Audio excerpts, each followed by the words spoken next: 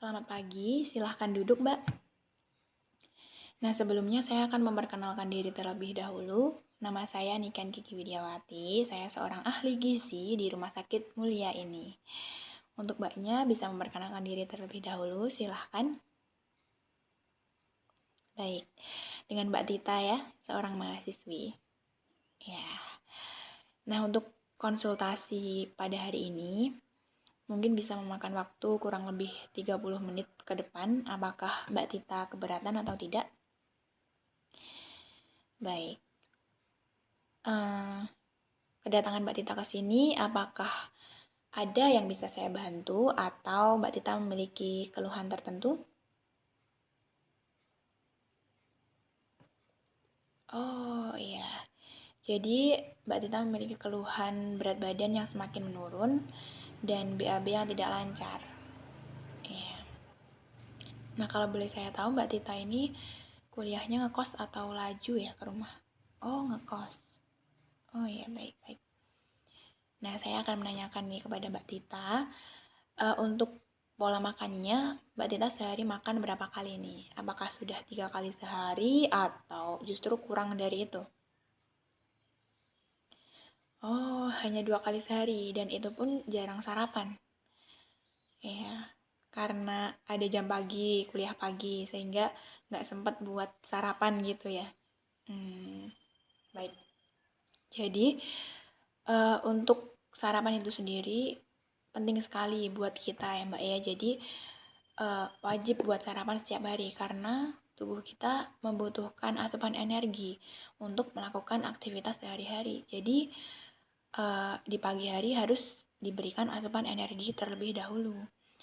Jadi untuk kebiasaan Mbak Tita itu sendiri harus diubah ya, harus dibiasakan untuk melakukan sarapan. Begitu ya Mbak ya. Baik. Untuk makannya Mbak Tita itu lebih seringnya lauk apa nih? Oh, jadi lebih sering lauk ayam, ikan gitu ya. Kadang-kadang junk food. Oh iya. Nah, kalau untuk cemilan apa Mbak Tita sering jajan gitu atau beli cemilan apa gitu? Oh, terkadang beli cilok, bakso bakar, sosis bakar gitu ya. Iya, baik. Jadi dari penjelasan Mbak Tita tadi, bisa dilihat nih kalau Mbak Tita itu jarang banget mengonsumsi sayuran dan buah-buahan. Benar apa enggak Mbak? Iya, benar. Jadi untuk konsumsi sayur dan buah-buahan itu sangat penting sekali. Apalagi buat Mbak Tita nih, yang mengalami BAB tidak lancar. Karena sayuran dan buah-buahan itu sendiri mengandung serat yang tinggi sehingga bisa dapat membantu melancarkan BAB. Jadi kalau Mbak Tita jarang mengonsumsi buah-buahan dan sayuran, maka pantas banget nih kalau Mbak Tita BAB-nya nggak lancar. Jadi untuk konsumsi sayuran dan buah-buahnya perlu ditingkatkan lagi ya Mbak ya. Selain itu, konsumsi sayuran juga bisa dapat mencegah anemia karena sayuran itu sendiri mengandung zat besi, jadi bisa mencegah anemia, apalagi untuk Mbak Tita, seorang remaja perempuan nih ya. Nah, dalam konsumsi makanan, dalam satu porsi itu, harus ada sumber karbohidrat, Mbak. Contohnya nasi. Terus harus ada juga sumber protein hewani. Contohnya ikan, daging ayam, daging sapi, atau telur bisa juga. Nah, terus selain itu harus ada sumber protein nabati. Contohnya tempe, tahu gitu. Dan selanjutnya harus ada sayuran dan buah-buahan. Nah, untuk sayurannya itu sendiri, bukan hanya yang penting ada sayuran gitu ya Mbak, tapi juga ada porsinya. Untuk satu porsi makannya, sayuran kurang lebih 75 gram. Nah, di sini saya ada buku foto makanan supaya bisa memberi gambaran untuk Mbak Tita seberapa sih sayuran yang harus saya konsumsi ataupun nasi yang harus saya konsumsi dalam satu porsi makannya gitu. Nah, di sini ada gambar nasi putih 1 centong rice cooker 50 gram. Jadi biasanya kan kalau satu porsi makan itu bisa 150 sampai 200 gram. Nah, ada lagi ini buat porsi sayurannya. Sebentar ya Mbak ya, saya carikan dulu. Nah, ini contohnya ada sayur bayam. Nah, ini untuk 1 sendok sayur 15 gram. Nah, nanti bisa disesuaikan berapa sendok sayur untuk mencukupi kurang lebih 75 gram sayuran. Nah, apakah Mbak Tita sudah cukup paham atau belum nih Mbak? Baik, jika sudah, saya ingin menanyakan lagi untuk konsumsi air putihnya. Dalam sehari, Mbak Tita apakah sudah cukup mengonsumsi air putih yang banyak apa belum nih? Oh, jadi Mbak Tita lebih suka minum es teh ya? Ya, karena cuaca yang panas, terus lebih tertarik minum es teh daripada air putih. Ya, baik.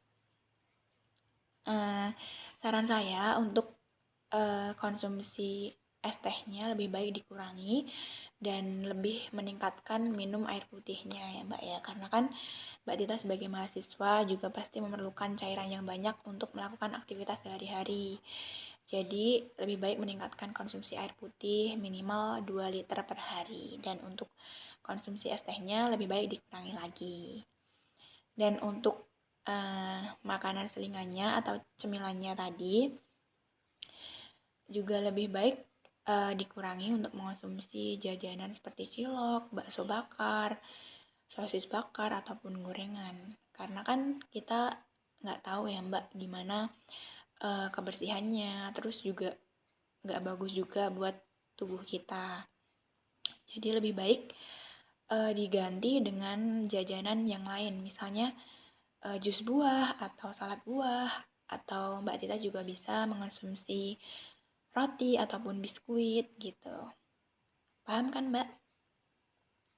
Baik. Nah, jadi karena Mbak Tita tadi kan ngekos kan ya kuliahnya. Jadi saran saya untuk Mbak Tita itu bisa masak sendiri di kos nih. Bisa masak sayuran, contohnya tumis kangkung, terus sama tempe goreng gitu. Jadi konsumsi sayuran Mbak Tita lebih tercukupi, dan selain itu dengan masak sendiri juga lebih terjamin kebersihannya dan juga lebih sehat untuk kita.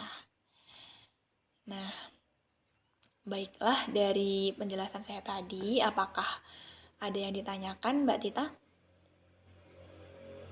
Baik, jika tidak ada, maka konsultasi pada hari ini saya cukupkan sampai di sini. Dan saya harap Mbak Tita bisa datang kembali ke sini minggu depan, hari Selasa 15 Juli, di tempat yang sama dan jam yang sama.